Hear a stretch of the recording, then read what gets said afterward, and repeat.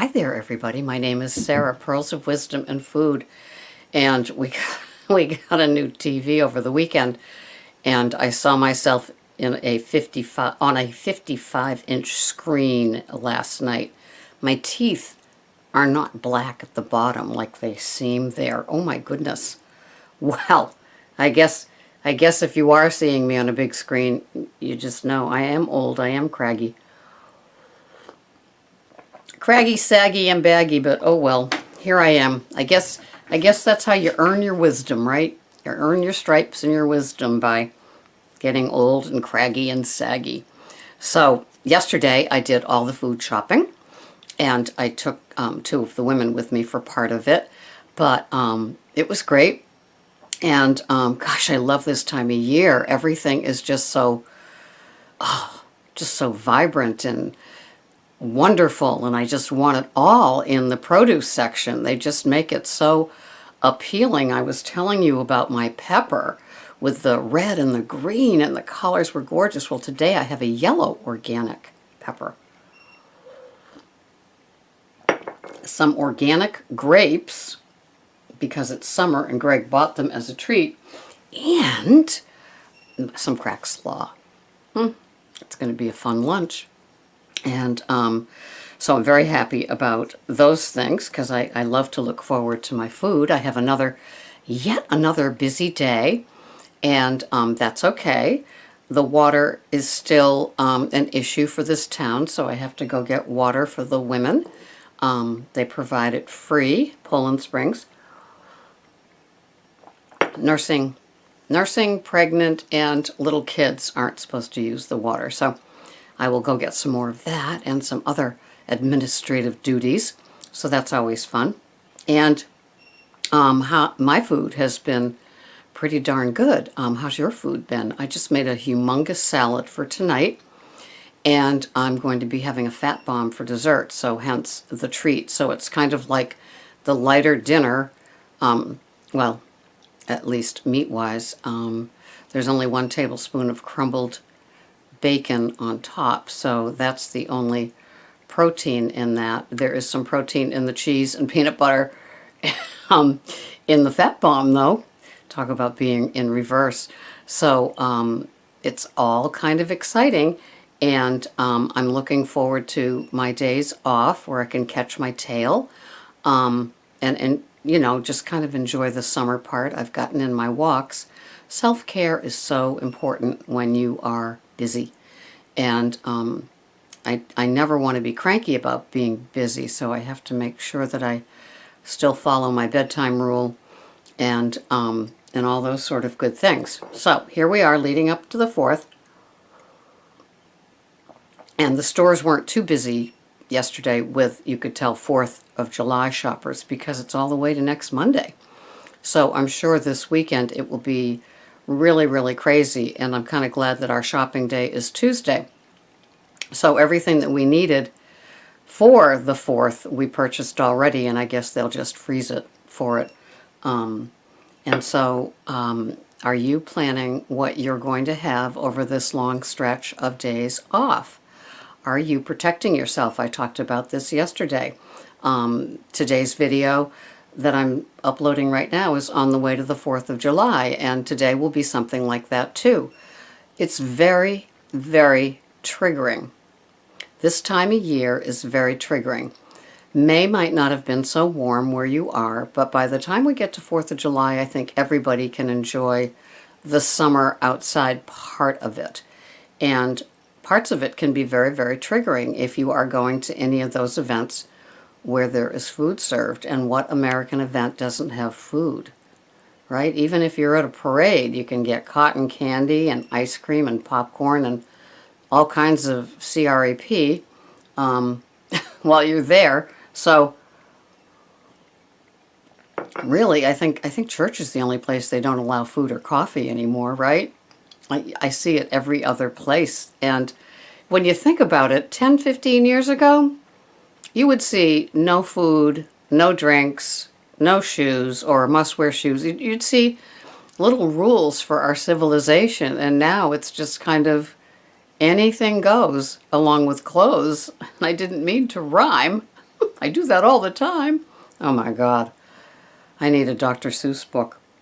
So, with the triggers, how are you going to handle it? Have you tracked it? Are you aware of what you might face and how you might do? Now, Dr. Hyman always talks about food being complement, the new ketchup, and so not overdoing it with animal protein. And so he's a big salad guy. Dr. Berg is a big salad guy. Who isn't a big salad guy, right? A lot of them promote having 1 or 2 of them a day. And there have been days that I have had that. But it's always a safe bet if you aim for a green lettuce tossed salad, as opposed to the potato salad or the bow tie pasta salad and things like that. So if you plan your volume around a big salad, you should be making yourself relatively safe. And be careful of over bloating as well. I mean, it's kind of tough if you're at a cookout and you're kind of standing up or sitting and it's really hot. And how do you handle all of this? Eating less would always be better, but if you're really triggered and it's really kind of making you Jones while everybody else is, taking things from the buffet table and those big honking plates that they now have, this is like for your buffet to take. Just know that you should only load that once anyway. And if you aim for most of the things being plant-based items, you would be probably safest. So you want to take care of yourself through this. I was talking the other day. Hungry Girl uses things like salsa for dressing, and I kind of think that I would do that if I was going to be at like a party or a get-together, and I know that I would be talking and not really paying attention to what I was eating, but eating along with everybody else. I might do something like salsa on the salad, and then it really makes it just a perfectly wonderful low-cal, low-carb salad without the fat. But I am a fat girl. I am a high-fat, meaning healthy oil, kind of food planner, and so I like my oils on my salad. So I would probably make my meal kind of like that. I think that of all the things that I would crave that would trigger me would be an ear of corn. And I think that I would have it the way that I wanted it. And that would be it. I would be happy. That with a salad, maybe a bunless burger, and I wouldn't have American cheese. So unless I wanted to get really weird and bring my own type of cheese, I would probably just have a bunless burger, an ear of corn, the way that I wanted it, and a salad, and be happy with it. So you have to be careful of what it is, but you gotta, if there's an item that you just can't live without, and it's going to be at this place, have it. Have it. Because sometimes, you know what deprivation does to us? You don't want to go home and pull out the sugar-free ice cream that you've had in the freezer for 9 months before you started hearing that maybe you shouldn't have sugar-free things because they might have more chemicals than the sugar itself, and down it. You don't want to eat at the fact that you deprived yourself at this food event. And I can't tell you not to overdo it. I can suggest you don't overdo it, but you know what I'm saying. I mean, sometimes we're a bite away from a binge, and we have to be very, very mindful of that. And that's when I talk about doing things like bookending. Like, if there's nobody there at this get-together that knows that you have a food addiction, that you struggle at these sort of events, then text or call somebody that does know. Call somebody that goes to your Weight Watcher meeting or is a work person that knows your struggles with food. And really, just call and just say, can I just have 2 minutes of your time? I'm really, really triggered. What am I going to do? Or text that person. I have the sort of phone that you can Facebook message. So if you're on my Facebook page, my private one, which is Sally Sarah, I don't know, Brownell Pearl, something like that. It's very long, but you'll see it. You can always text me. I understand. The bookending is one of those wonderful things that happens if you ask for a little bit of help and then get off you make a commitment to that person. Say you text somebody from your Weight Watchers meeting and you say, look, I'm in fear of just, hoovering the buffet table. How can I do this? And that person gives you some sage suggestions and you say, thank you very much. The bookending part is that you call them afterwards and you report how it went. The good, the bad, and the fugly. Okay? Because you want to be safe and you want to be accountable. And sometimes being accountable to another person that understands your weight struggles, your food struggles, will be the beacon of light in the dark, dark waters of being at a food event. So you want to cover your bases and you want to be safe with all that could happen to you, because you don't want to just get into one of those blackouts of food where you wake up the next day and you feel disgusted with yourself. And never underestimate your food addiction, where it could take you. You may never have done something like that's not healthy about it before, but it could come into mind because you feel such shame and remorse about what you did. So try to avoid the binge by covering for yourself, which means bringing your own food if you have to, allowing yourself that one treat if you have to, bookending with somebody that understands your struggle. It doesn't matter if you say to Uncle Joe, I'm doing it, and Uncle Joe, runs 8 miles every day and does 2 half marathons and a Boston Marathon every year.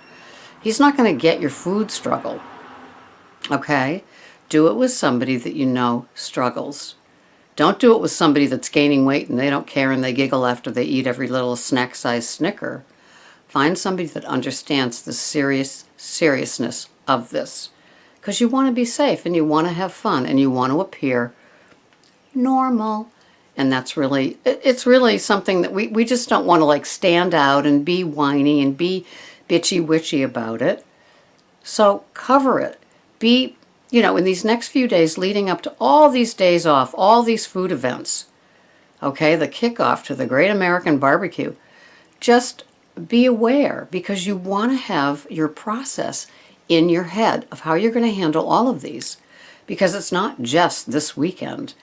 It's every day of summer where there's a cookout or a food event where there's just so much of so much. It's like the Super Bowl, but it's in the summer. There's just all kinds of food that might have been your downfall, right? And if you're working as hard as anybody I know has to work to maintain this whole thing, to get this whole thing to track, buy, chop, prep, plan, bring it. Ignore what's going on around you with other naughty foods.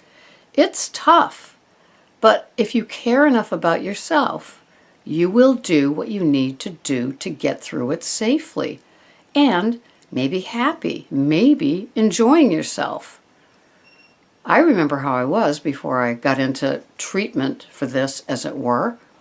And I would just stare at that buffet table. It's like a dog. I would be like the dog sitting at the master's feet, waiting for something to drop, waiting for him to notice me. I'd be acting so cute, right? Oh, just give me some table food. So you want to enjoy yourself, but you have to take care of yourself. So it's work. Sorry, you didn't get the I can eat anything I want and be skinny tomorrow morning card. You didn't. So, and a lot of us didn't, which is why a lot of us are here. Okay? Take care of yourselves. Report back. We don't want a messy Tuesday where there's a lot of true confessions. But you better believe there'll be a tape about it, a video about it. Enjoy your day. Just think about it. Get your plan in place. Thanks for watching. This has been Sarah, Pearls of Wisdom and Food. Bye-bye for now.